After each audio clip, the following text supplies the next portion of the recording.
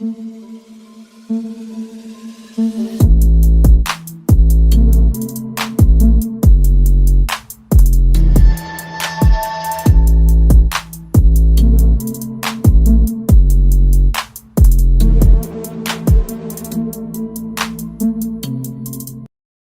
test is in 4 parts: Part 1, Part 2, Part 3, and Part 4. Now look at Part 1. Part 1.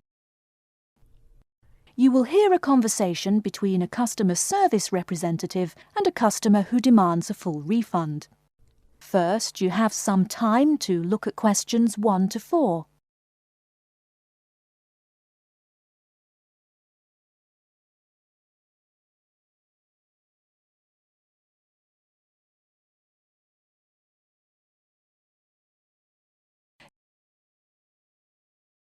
Now we shall begin. You should answer the questions as you listen, because you will not hear the recording a second time. Listen carefully and answer questions 1 to 4. Hello and welcome to Under Pressure Enterprises Customer Service Department. This is Kelly. How may I help you? Yes, I'm calling about one of your rice cookers I just purchased. What seems to be the problem, sir? Seems? There's no seeming about it. The blasted thing shoots hot steam all over the place, that's what. It nearly scalded my hand when I went to open it. Why, it could have killed the cat or something. It could have exploded and killed my wife and me. Sir, please calm down. As long as the steam escapes the cooker, it won't explode. So you're telling me there's no problem? Are you calling me a liar? Sir, no one is calling you a liar. Yes, so I demand a full refund. Under Pressure will be happy to refund your money, sir. Now, I just need some basic information. Okay. Sorry, I do tend to get a little hot under the collar. My wife tells me to slow down. So, what do you need to know? Sir, don't worry. I just need to ask you the model number of the cooker.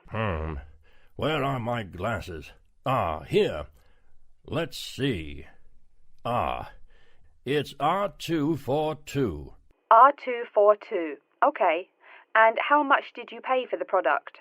£89.99.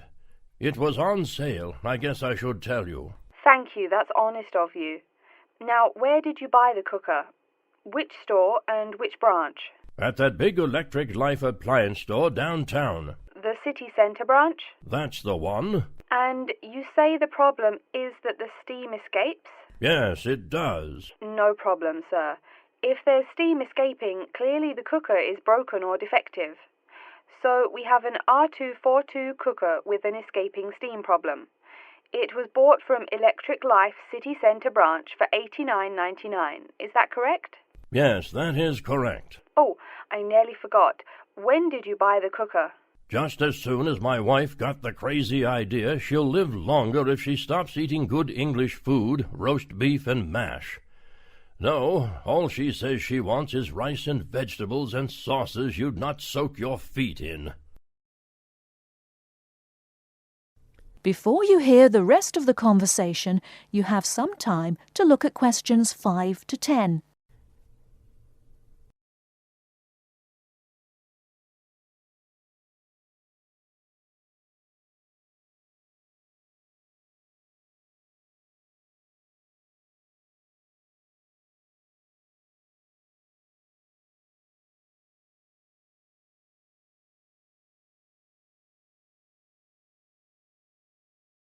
Now listen and answer questions 5 to 10. Sir, when did you buy it? Oh, there I go again. Let's see. We bought it just 6 months ago. We hardly use it either.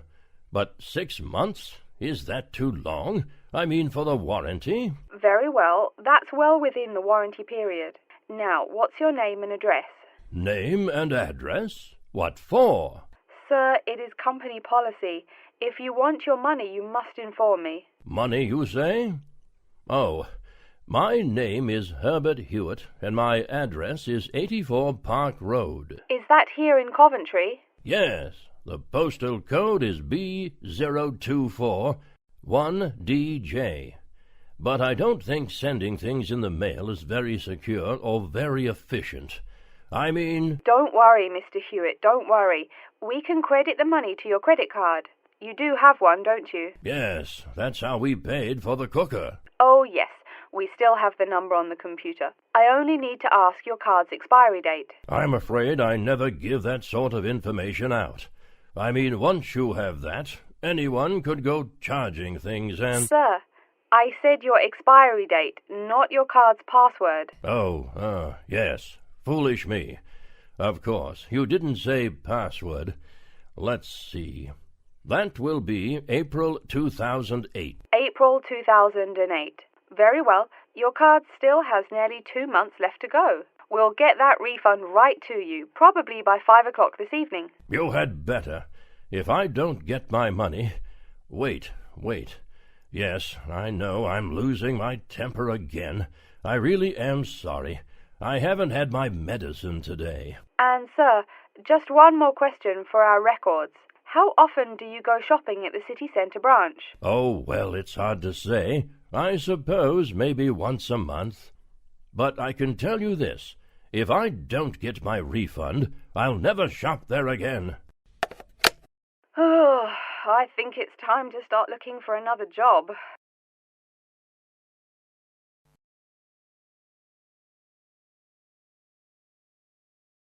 That is the end of part 1. You now have half a minute to check your answers.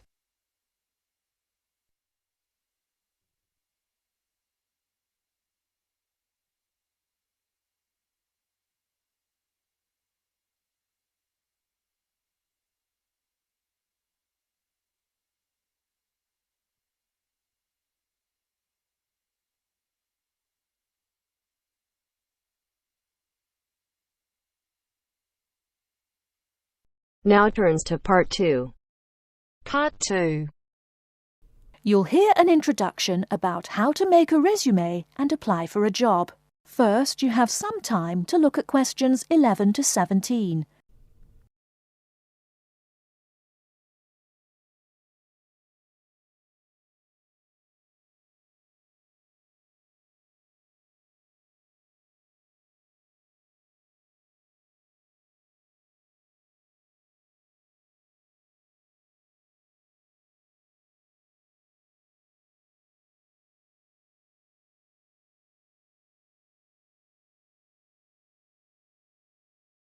Now, listen carefully and answer questions 11 to 17.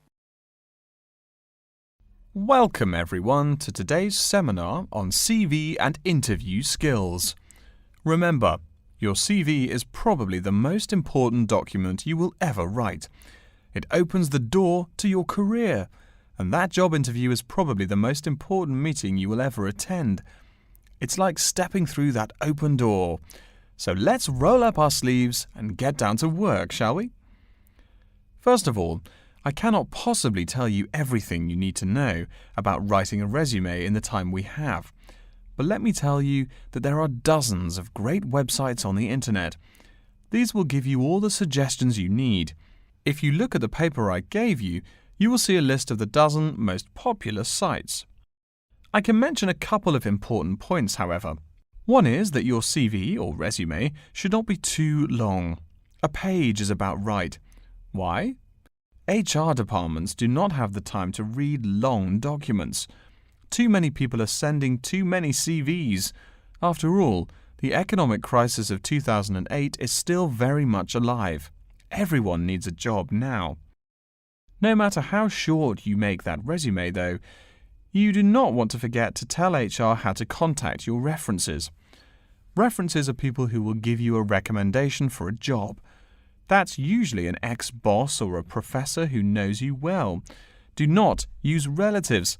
I don't care how much your mum loves you.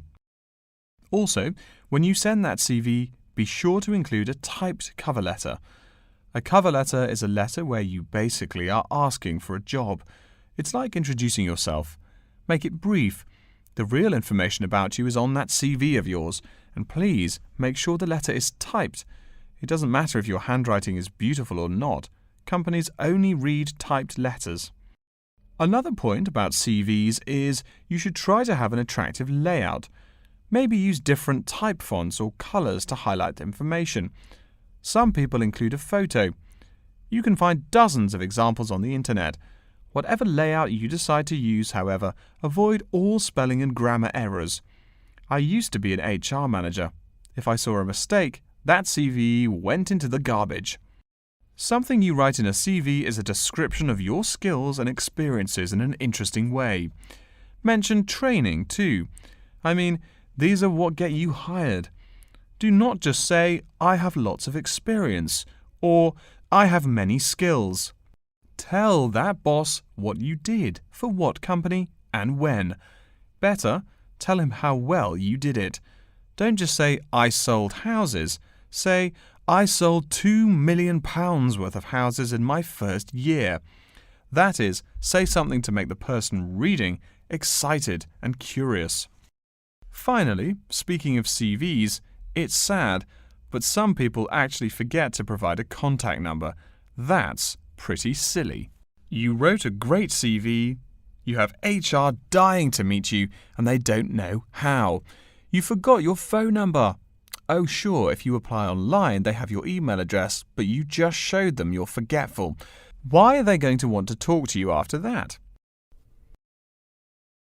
Before you hear the rest of the talk, you have some time to look at questions 18 to 20.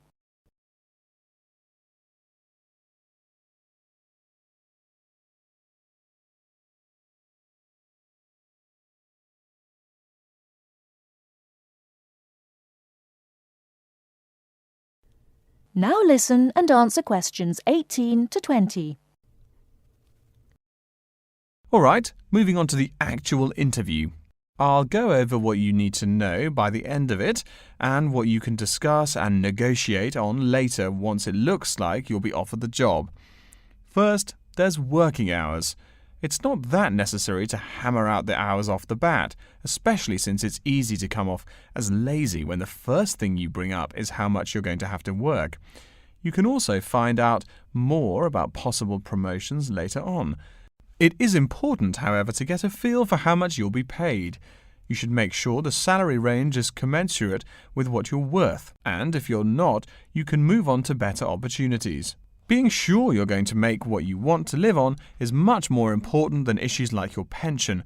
You're all so young that your pension is not going to matter for quite a long time.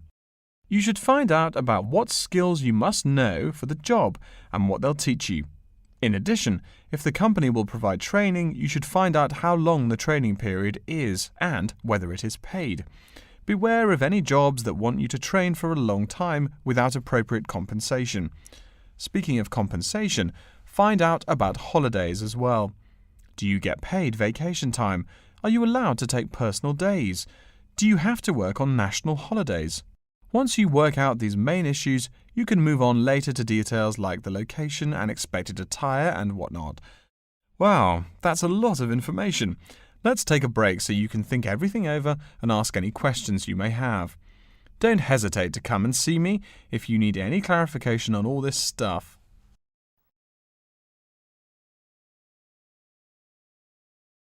That is the end of part 2. You now have half a minute to check your answers.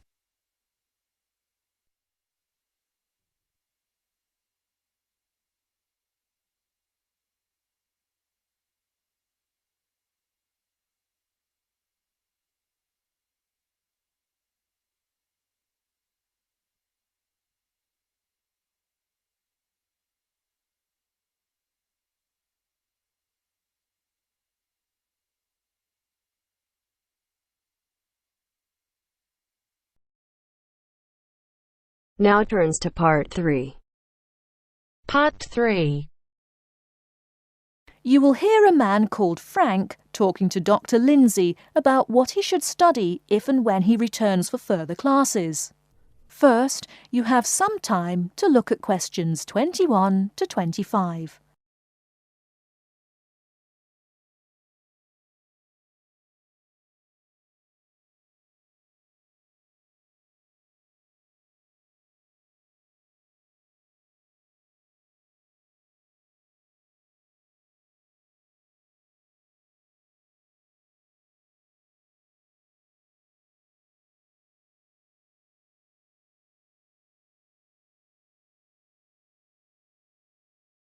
Now listen carefully and answer questions 21 to 25.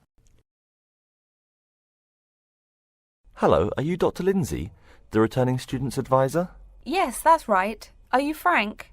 Your appointment wasn't until 2, but that's okay. Please come in and have a seat. Thanks. I like to arrive early whenever I have anything to do. That's certainly a praiseworthy habit. Let me see. It looks like you've taken a long break from school, and I understand you wanted to have a chat about what you should study if and when you return for further classes. It's such a big challenge. I don't know if I'm crazy for doing this or not. Believe it or not, I know exactly what you mean. Before I began working here at the university, I taught primary school for nearly 10 years. It takes a lot of courage to go back to school. I feel more shy and scared than the primary students I teach.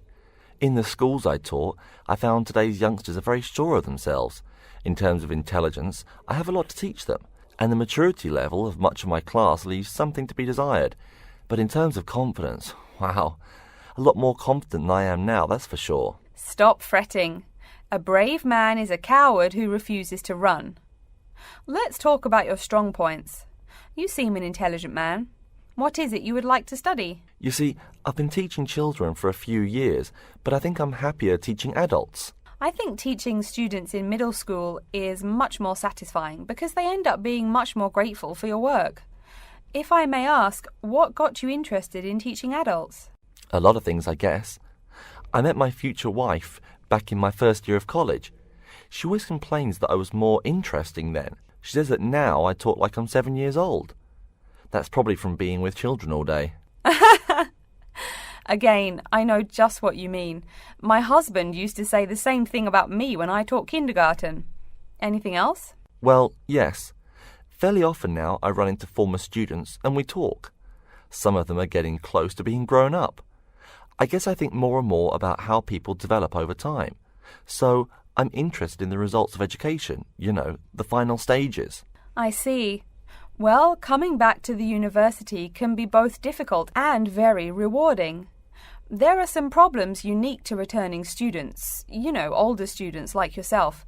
What do you think is your greatest weakness? Well, I actually think my confidence is getting better.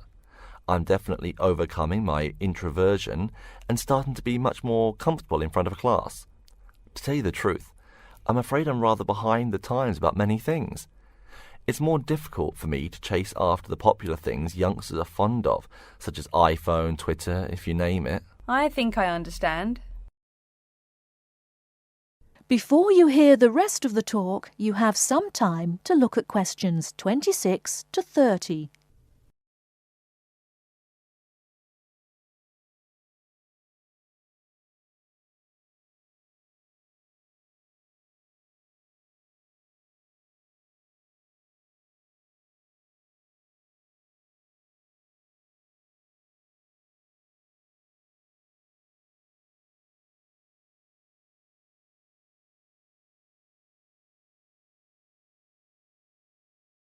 Now listen and answer questions 26 to 30. How old are you, 35? People at your age still go back to school for further education. I was a bit the same way. I mean, I didn't study at university till after I had a family, a husband and one child. My point of view was a lot different from your average 18-year-old girls, I can tell you. Gee, that sounds pretty rough. A family and college? Clearly you weren't unsuccessful, though. It was, Frank, it truly was. My first term at school was extremely stressful. But, excuse me, you're not here to listen to my life story. We're talking about your plans. Is there anything unique I should know about you or your past experience or plans? I'm afraid not. There is nothing interesting about my career or plans. It's really not too impressive.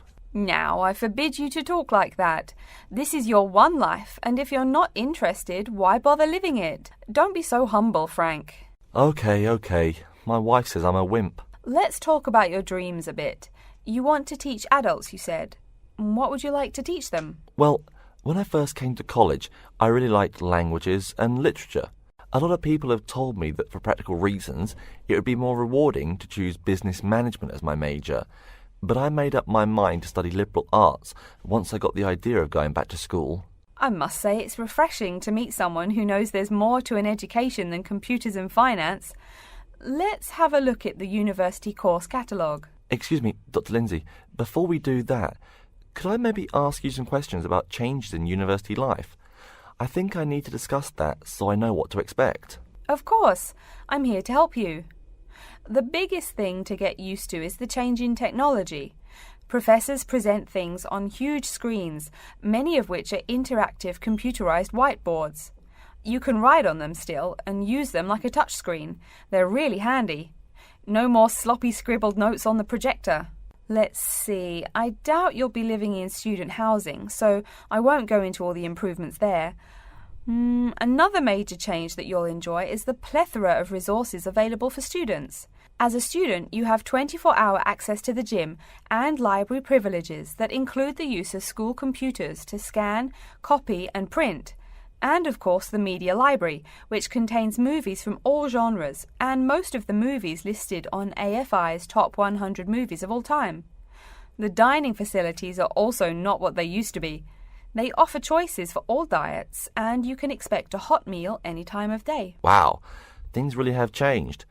I'll be sure to utilise all those great facilities in my time here.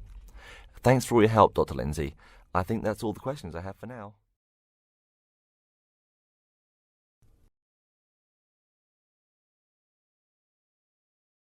That is the end of part 3. You now have half a minute to check your answers.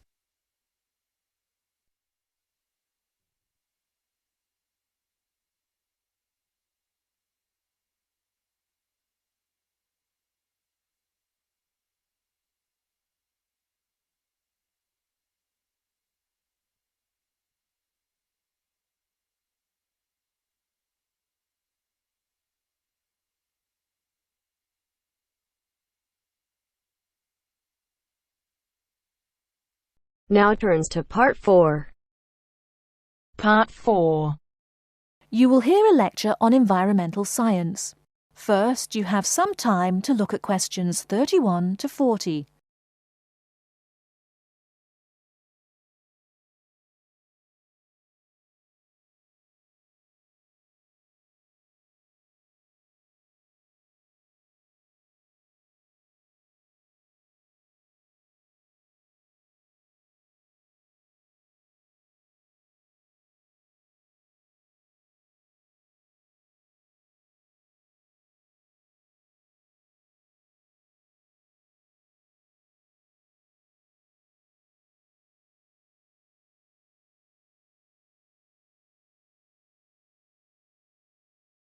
Now, listen carefully and answer questions 31 to 40. Good morning and welcome to yet another lecture in environmental science. I don't think I'm telling you a secret when I mention that water is a big worry here in Australia. The stuff is scarce. Perhaps that's why we drink so much beer, eh? Seriously though, a safe and reliable source of water is one of the great concerns of people everywhere. Moreover, as the world population grows, the pressure on existing water supplies grows greater and greater. Think about it. Our economic system demands that there be more and more consumers. The growing number of people has been tied to climate change, including droughts. So more people means less water. But our economic system demands a high birth rate. Forget about oil. Soon enough you will see wars for water. Mark my words. But today I'm going to confine my remarks to Australia. As noted already, here down under the water supply is extremely scarce. The only drier continent is Antarctica, and remember no one really lives there anyway. Moreover, in recent years, the wind patterns have changed. Rain that used to fall on the country now falls out to sea hundreds of miles to the south. Now, when I speak of people needing water, most of you probably think of drinking. Certainly everyone needs water for drinking, but surprising as it may sound, drinking is not anywhere near being the main use for water. Most water is actually used for washing. When you take a shower, you probably use well over 100 litres of water. Every time you flush your toilet, that's about 8 litres, but most people drink no more than 2 litres or so per day. So, where to get water. It could be obtained from rainwater, but often rainfall consists of other harmful pollutants that evaporated with the water. In fact, acid rain, an intense example of this, causes harmful effects on the wildlife of the habitat on which it falls. Water from underground could also be used, though it is more difficult to contain and often must go through an extensive cleansing process. The purest water is found in rivers, creeks, lakes, and dams. And, sad to say, Australia has precious few of these. Really, how many of your hometowns have rivers? Year-round rivers, I mean. The soil tends to be sandy, so water soaks into the ground. Many places are rocky too, so 87% of the rainfall is lost to evaporation. That's almost twice the evaporation rate in my native Canada. Speaking of rain, we already heard how rainfall is diminishing here in Oceania. The quantity itself isn't the only problem either. Going back to the problems with obtaining rainwater, a further problem is that rain is a useful source of water only if air pollution is fairly mild. Again, you're in a situation where you can't win. You need water where most people live. People tend to build cities where rainfall is adequate, but then modern cities tend to feature polluted air, which renders the rain far less easily usable. Okay, let's take a look at the table here. You'll see it showing the relative pollution of rainfall in the world's cities. The more people, the dirtier the rain. This is becoming a huge concern for people in the West who want their water to be pure and safe. Though reliable drinking water is important everywhere, the concern in the West is reflected in all the government regulations and political campaigns aimed at solving this problem. In contrast, there are not as many demands made on the governments in Asian and African cultures to improve the water, as their focus is on other issues. Now, whatever the source of water, we can never afford to forget that all water is highly vulnerable to contamination. Whether we're getting it from the ground, from bodies of water, or rainfall, it is susceptible to a variety of toxins. In fact, that's why we clean it before using it. Water carries with it filth and dirt. This problem shows up in a number of different ways. As humans and all other animals need water to survive, it's no surprise to us that one of the most important domestic uses of water is for drinking.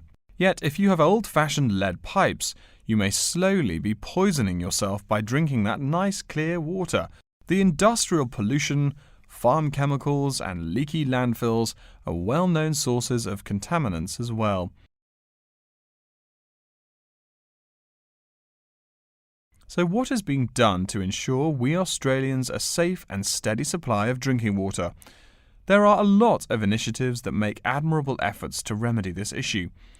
We'll be talking about this when we meet again on Thursday, but as a preview, I can tell you that so far the amount of real solutions that have been produced is not nearly adequate. Traditionally, we've been very free in this country. That means that every person and every province tend to go its own way. So the mechanisms for water management are, in a word, insufficient. To begin seeing how this is so, I want you to read something before our next class. Though a lot of previous data on water usage and water management are inconclusive and have thus caused quite a concern, we can learn a lot from the contents of reports written on the subject. The basis for the government's water policy is the 1989 White Paper reporting on water use, present and future. If you compare the numbers offered in the paper with those in the text, you'll find that the report is rather untrustworthy. Truth being told, I'm being too kind when I say that.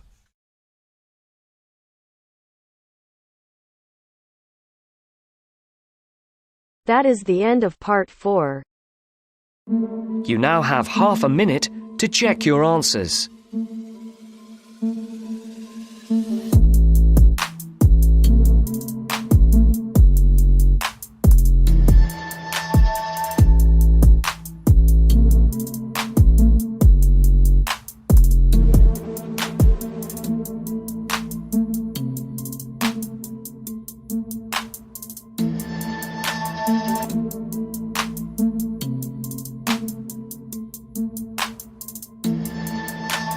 That is the end of the test.